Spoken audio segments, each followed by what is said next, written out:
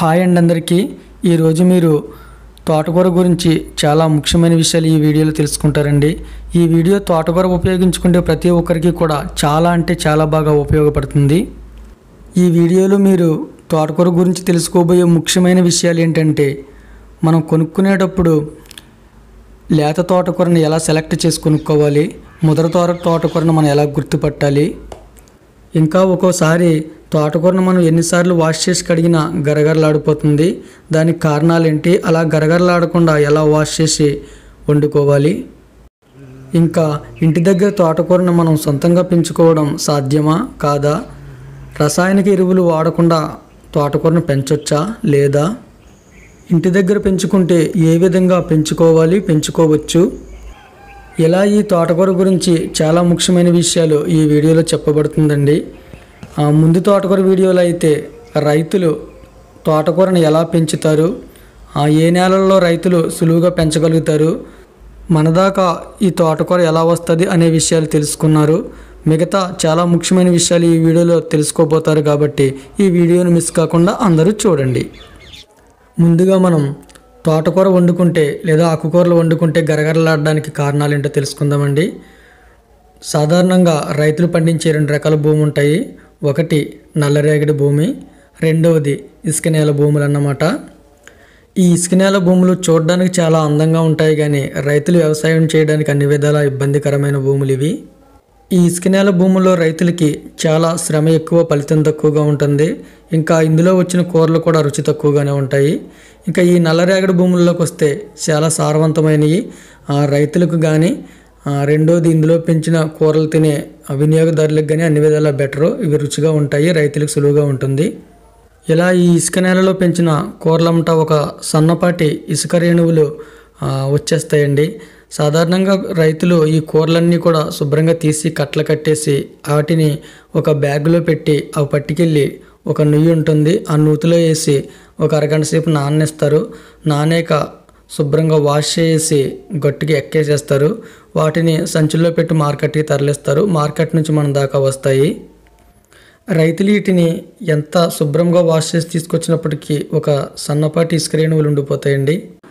అలా మన దాకా వచ్చిన ఈ తోటకూరని మనకు వాష్ చేసుకునే పద్ధతి తెలియక 4 సార్లు 5 సార్లు కూడా వాష్ చేస్తారు, అయినా కూర గరగరలాడుతుందని బాధపడతారండి. ఈ సమస్యని చాలామంది ఎదుర్కొంటున్నారండి. కాబట్టి ఈ సమస్యని ఎలా పోగొట్టుకోవాలనేది ముందుగా మనం ఈ వీడియోలో చూద్దాం. 4-5 సార్లు కదండి, ఒక్క వాష్తో ఈ సమస్య పూర్తిగా పోయేలా ఈ వీడియోలో మీకు వివరించడం జరుగుతుందండి. అది ఎలాగనేది ఇప్పుడు తెలుసుకోండి. సాధారణంగా ఎవరైనా ఆకుకూరలు కట్ చేసాక ఇలా ఒక గిన్నెలో వేసి కొంచెం నీళ్లు పోసి కొంత సమయం నాననిస్తారండి. నాననిచ్చాక ఇలా చేత్తో కడిగేసి ఆ నీళ్ళన్నీ ఇలా ఉంచేస్తారు. ఇలా మీరు ఒక్కసారి కదండి, 5-6 సార్లు కాదు, మీరు 20-30 సార్లు కడిగినా సరే ఇందులో ఇసుక రేణువులు ఉండిపోతాయండి. ఇలా మీరు కడిగినప్పుడు ఏమవుతుందంటే అందులో ఉన్న మెత్తటి మట్టి లాంటిది నీటిలో కరిగి వెళ్ళిపోతుంది. కానీ సన్నపాటి ఇసుక రేణువులు అవి నీటి కంటే ఆకుకూరల కంటే కూడా బరువుగా ఉంటాయి కాబట్టి అవి అడుగుకి వెళ్ళిపోతాయండి. మనం ఎన్నిసార్లు కడిగి ఉంచినప్పటికీ కూడా అవి అడుగును ఉండిపోతాయి. కాబట్టి మనం ఆకుకూరలు కడిగేటప్పుడు ఇలా కొంచెం నీరు కాకుండా అలా గిన్నె నిండా నీరు పోసుకోవాలండి. నీరు పోసుకుని చెయ్యి అడుగు పెట్టకుండా ఇలా పైపైన కడుగుతూ దేవాలండి. అలా దేవినప్పుడు నీళ్ళలోకేమో మట్టి లాంటిది కరిగిపోయి ఉండిపోద్ది, ఇసుక రేణువులన్నీ అడుగుకి వెళ్ళిపోతాయి అన్నమాట. ఇంకా ఆకుకూరల్లో కాడల లాంటి భాగం కొంచెం బరువుగా ఉంటుంది కాబట్టి అవి అడుగుకి వెళ్ళిపోతాయండి ఇసుక రేణువులతోటి. కాబట్టి వాటిని దేవి కడిగినప్పుడు మాత్రం జాగ్రత్తగా తీసి కొంచెంగా ఇలా నీటిలో తేలుస్తూ కడగాలండి. అలా కడిగినప్పుడు అందులో ఉన్న ఇసుక రేణువులు అడుగుకి వెళ్ళిపోతాయి అన్నమాట. ఈ విధంగా మట్టి ఏమో నీటిలోను, ఇసుక రేణువులేమో అడుగుకి వెళ్ళిపోయి ఈ సమస్య మనకి 2-3 సార్లు కడగక్కర్లేకుండా ఒక్కసారి కడిగినప్పుడే ఈ సమస్య పూర్తిగా పోతుంది. ఓకేనండి, మరి ఇంతవరకు మనం ఆకుకూరలు వండుకుని తినేటప్పుడు గరగరలాడకుండా ఉండడానికి ఏ విధంగా వాష్ చేయాలనేది తెలుసుకున్నామండి. అలాగే ఇప్పుడు మనం ఆకుకూరలు కొనుక్కున్నప్పుడు లేత కూర ఎలా సెలెక్ట్ చేసి కొనుక్కోవాలనేది ఇప్పుడు తెలుసుకుందాం. మరి సాధారణంగా వినియోగదారులు ఏమనుకుంటారంటే కాడ సన్నంగా, ఆకు చిన్నగా, కురసగా ఉన్నది లేత కూరని, కాడ కొంచెం లావుగా ఉన్న, ఆకు పెద్దగా ఉన్న అది ముదిరిపోయిందని అనుకుంటారండి. కానీ అది ఎంత మాత్రమో కరెక్ట్ కదండి. ముదిరిపోవడానికి ఆ పెద్ద ఆకు పెద్ద కాడ ఉండడానికి చిన్నాకు చిన్న కాడ ఉండడానికి అసలు సంబంధమే ఉండదండి. ముదురు కూర అనేది వేరేగా ఉంటుంది, లేత కూర అనేది వేరేగా ఉంటుంది. ఇంకా పెద్దాకు పెద్ద కాడ రావడానికి కారణం ఏంటంటే విత్తనాలు చల్లిన చోట పలసగా మొలిస్తే అది కొంచెం కాడ లావుగా ఆకు పెద్దగా వస్తుందండి. అలా కాకుండా విత్తనాలు బాగా ఒత్తిగా చల్లితే అక్కడ కాడ సన్నంగా పీసులాగా చిన్న చిన్న ఆకులతో వస్తుంది అన్నమాట. అంతేగాని లావు అయిపోతే ముదిరిపోవడం, సన్నంగా చిన్నగా ఉంటే లేతగా ఉండడం అనేది ఉండదండి. దానికి ఉదాహరణ ఇప్పుడు నేను చూపిస్తానండి. ఇది చూడండి, ఇది చాలా చాలా కూడా లేత కూర అన్నమాట. మరి ఇది చూడండి, కోనంతే ఉంది, అంటే బాగా చిన్నాకు ఉంది, కురచగా ఉంది, కానీ ఇది బాగా ముదిరి కూర, ఇది లేత కూర.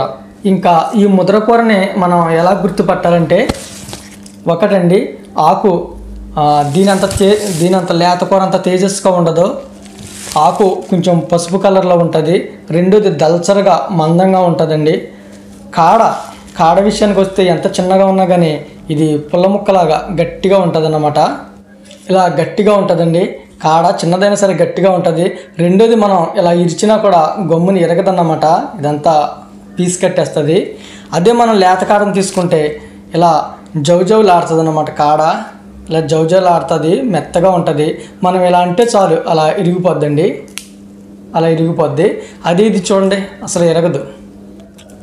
ఇది చిన్నగా ఉన్న ముదిరిపోయింది, ఇది ఎంత పెద్దదైనా లేతగా ఉన్నదన్నమాట. ఎంత పెద్దగా ఉన్నా ఇది లేతగా ఉండడానికి, ఎంత చిన్నగా ఉన్నా ఇది ముదిరిపోవడానికి కారణం ఏంటంటే, ఇది చల్లిన చోట్ల సరైన పోషకాలు అందక ఇది ఇలా గిరసకు మారిపోయి ఇలా మిగిలిపోయిందన్నమాట. ఇది చల్లిన చోట్ల దీనికి అన్ని విధాల పోషకాలు అందడంతో తక్కువ వయసులోనే ఇలా బాగా ఎదిగి ఏపుగా ఉన్నదన్నమాట. అంతేగాని ఇలా పెద్ద కాడుంటే ముదిరిపోయిందని, ఇలా చిన్న కాడుంటే లేతగా ఉందని, ఇలా పెద్దాకుంటే ముదిరిపోయిందని, ఇలా చిన్నాకుంటే లేతగా ఉన్నదని మాత్రం అనుకోవద్దండి. మీరు ఎప్పుడు కూడా ఈ కాడని వీటిని బేస్ చేసుకోండి. లేదెప్పుడు చిన్నదైనా పెద్దదైనా ఇలా జౌజౌలాడుతుంది, ఆకు కూడా ఇలా తేజస్సుగా ఉంటుంది. ముదరదైతే ఎంత చిన్నగా ఉన్నా సరే ఇలా గట్టి మోపుగా ఉంటుందండి, పుల్ల ముక్కలాగా. ఆకేమో ఇలా కొంచెం దలసరగా ఉంటుంది అన్నమాట. ఇది చూడండి, చిన్న మొక్క అయినా ఎలా అంటే పుల్ల ముక్కల టెంపరేజ్గా ఉంది. అదే ఈ లేత కాడ చూడండి, ఇలా అంటే జౌజౌలాడిపోద్ది అనమాట. కాబట్టి ఈ విధంగా మీరు లేతదే ముద్రదే గుర్తించవచ్చండి. మీరు ముద్ర కూరను గుర్తుపట్టేలా 3 లక్షణాలు చెప్తానండి. ఒకటి, ఇలా దీని పై భాగంలో పూత వచ్చేస్తుందండి. దీన్ని రైతులు ఎన్ని అంటారు. ఈ విధంగా పూత వస్తే తీసుకోకండి, అది ముదిరిపోయినట్టే. రెండోది, ఆకులు ఇలా పసుపు కలర్లో ఉంటాయండి, తేజస్గా లేకుండా పసుపు కలర్లో మందంగా ఉంటాయి. ఇలా ఉన్నప్పుడు అది ఎంత చిన్న మొక్క అయినా సరే తీసుకోకండి, అది ముదిరిపోయినట్టే. మూడోది, ఇలా పుల్ల ముక్కల గట్టిగా ఉంటుందండి, మనం ఇరిస్తే ఎరగదో. ఒకవేళ బలవంతంగా ఇరిసినా కూడా అది పీసు వచ్చేస్తుంది అనమాట. అలా ఉంటే మాత్రం ముదిరిపోయినట్టేనండి, ఇలాంటి కూర తీసుకోకండి. ఇంకా లేత కూర అంటే ఇలా తేజస్సుగా ఉంటుందండి, నిగనిగలాడుతా, ఇలాంటి ఇరిగిపోతుంది, జౌజౌలాడుతుంది.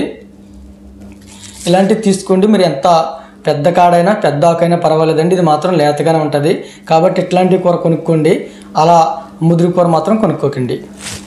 ఇంకా వినియోగదారులకి అవగాహన లేకపోవడంతో ఆకు చిన్నగా, కాడ సన్నంగా, కురసగా ఉన్నది మాత్రమే కావాలనడంతో ఇప్పుడు ఏం చేస్తున్నారంటే రైతులు ఇది వరకు 1/2 కేజీ చల్లే స్థలంలో ఇప్పుడు 1.5 కేజీలు 2 కేజీలు విత్తనాలు చల్లేస్తున్నారండి. దాని ద్వారా ఏమవుతుందంటే దానికి ఈ ఆకుకూరకి సరైన గాలి తరగలక బాగా పీచులు అంటే సన్నంగా చిన్న కాడలతో చిన్న చిన్న ఆకులతో వస్తుందన్నమాట. ఆ విధంగా ఇప్పుడు రైతులందరూ కూడా పెంచవలసి వస్తుంది. దీనికి కారకులు ఎవరంటే వినియోగదారులేనండి. వినియోగదారులకి అవగాహన లేక చిన్నాకు, చిన్న కాడ, కురసకూర కావాలనడంతో ఆ విధంగా పెంచుతున్నారండి. అయితే ఎంత చిన్న మొక్క అయినా, ఎంత పెద్ద మొక్క అయినా, ఎంత చిన్నాకైనా, ఎంత పెద్దాకైనా, లేదా ఎంత సన్నంగా ఉన్న కాడైనా, ఎంత లావుగా ఉన్న కాడైనా మీరు దాన్ని మాత్రం గుర్తించుకోండి. అది ఎట్లా అంటే మీకు ఇందాక చూపించాను కదండి, ఆ విధంగా ఆకు తేజస్సుగా, కాడేమో జౌజౌలాడుతూ ఉన్నదేమో అది చిన్నదైనా పెద్దదైనా లేతదే. అలా కాకుండా ఆకు మందంగా పసుపు కలర్లో కానీ, లేదా వెన్నొచ్చినా, లేకపోతే ఇలా అంటే టెంపరేచర్గా ఉన్నా, అది ఎంత చిన్నదైనప్పటికీ పెద్దదైనప్పటికీ కూడా ముదిరిపోయిందని గుర్తించుకుని మంచి కూర కొనుక్కోండి. ఓకేనండి. మరి ఈ వీడియోలో మీరు ముఖ్యమైన రెండు విషయాలను తెలుసుకున్నారు. ఒకటి, కూర వండుకున్నాక ఆకుకూరలు గరగరలాడకుండా ఎలా వాష్ చేయాలి అనే విషయాన్ని తెలుసుకున్నారు. రెండోది, మనం కూరలు కొనుక్కున్నప్పుడు, తోటకూర కొనుక్కున్నప్పుడు లేత కూరని ఎలా సెలెక్ట్ చేసి కొనుక్కోవాలి, ముదురు కూరని ఎలా గుర్తుపట్టాలనే విషయం తెలుసుకున్నారండి. ఇంకా మిగిలిన విషయాలు కూడా ఇందులో ఈ వీడియోలో చెప్పాలనుకున్నానండి, కానీ వీడియో బాగా లెంత్ అయిపోతుంది. ఇంకా చాలా విషయాలు ఉన్నాయండి ఆకుకూరల కోసం మీరు తెలుసుకోవాల్సినవి. అవి ఏంటంటే, ఆకుకూరలకి రసాయనిక ఎరువులు, పురుగు మందులు రైతులు వాడతారా, వాడరా, వాడితే ఎందువల్ల వాడతారు, దానికి కారణాలేంటి, రెండోది రసాయనిక ఎరువులు, పురుగు మందులు వాడకుండా మనం ఇంటి దగ్గర పెంచుకోవచ్చా, సాధ్యమేనా కాదా, ఇలా అనేక విషయాలు రాబోయే వీడియోలో మీరు తెలుసుకుంటారండి. అలాగే దీనికి ముందు ఆకుకూరల కోసం రైతులు ఎలా పెంచుతారనేది మరో వీడియో చేశానండి. ఆ వీడియో చూడకపోతే ఆ వీడియోని కూడా చూడండి. ఓకేనండి, మరి ఇంతవరకు మా ఈ వీడియోను చూసిన మీ అందరికీ మనసారా కృతజ్ఞతలు తెలియజేస్తున్నానండి. అలాగే ఈ వీడియోని చూస్తున్న వారిలో ఎవరైనా పాటలంటే ఇష్టపడేవారు ఉంటే మాది మ్యూజిక్ ఛానల్ మరొకటి ఉందండి, ప్రేమ గాయకుడు ఆకులు అనే యూట్యూబ్ ఛానల్. అందులో నేను సొంతంగా పాటలు రాసి పాడి రిలీజ్ చేస్తున్నాను. ఇష్టమైతే మీరు ఆ ఛానల్ను కూడా ఒకసారి విజిట్ చేయండి. అలాగే ఈ వీడియో చూస్తున్న వాళ్ళు ఎవరైనా ఈ ఛానల్ సబ్స్క్రైబ్ చేయకపోతే సబ్స్క్రైబ్ చేయండి. మీకు చాలా యూజ్ఫుల్ వీడియోస్ ఈ ఛానల్లో వస్తూ ఉంటాయండి. ఓకేనండి, మరి వీడియో ఎలా అనిపించింది అనేది కామెంట్ రూపంలో తెలియచేయండి. నచ్చితే లైక్ చేయండి. Thank you so much for watching. మీ ప్రేమ గాయకుడు జ్యోతి.